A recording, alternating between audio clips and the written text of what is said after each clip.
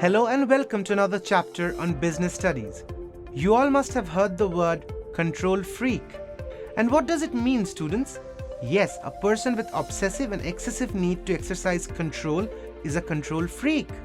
However, if we replace the words obsessive or excessive with the words adequate or appropriate, we get the characteristics of an excellent manager. Let us take an example before we get to study more about controlling. ATC or air traffic control is a very well-known term in the aviation industry. The air traffic controllers are in charge of the entire air traffic movement.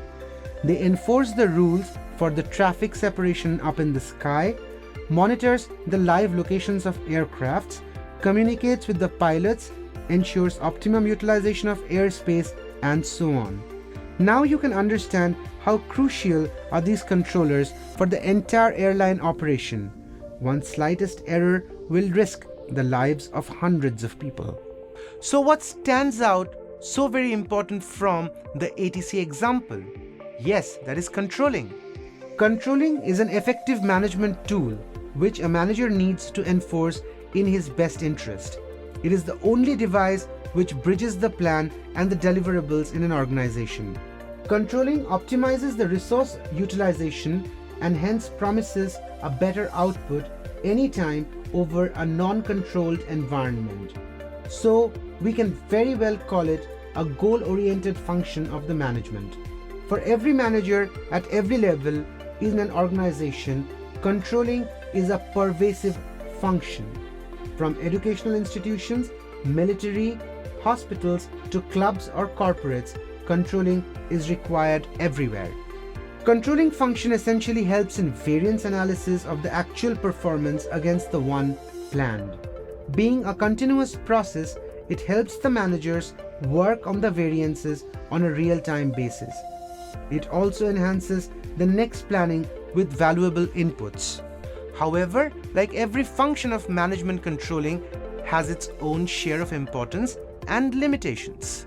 Let us quickly go through some of the major pointers describing the importance of controlling. Controlling is a continuous process which keeps the organization in track. The slightest deviations are highlighted immediately with corrective actions being implemented. So, it is a precursor to achieve organizational goals. The existing standards and processes get a 4-eye review with this controlling tool. It judges and revises the standards whenever required. Controlling helps in optimum utilization of available resources. In the process, it eliminates the slightest of wastage, adhering to the predetermined guidelines. An effective control system gives the employees a visibility of the deliverables and appraisal mechanism. In the process, they get motivation to operate efficiently. Order and discipline are the two important byproducts of controlling. Any kind of malpractice or dishonesty gets eliminated with this tool. Controlling facilitates coordination in action. Every department with its individual employees have predetermined standards which are extremely well coordinated. However, controlling has its own set of limitations. Controlling loses its effectiveness when standards cannot be quantitatively measured. Employee morale or human behavior are the gray areas here. External factors cannot be controlled in practical scenario. Examples are the technological changes or government policies. Employee resistance is another major drawback of controlling. An effective control system calls for quite an expensive affair as it involves a lot of time, effort, and money. We will continue with the other aspects of controlling in the second part of our lesson.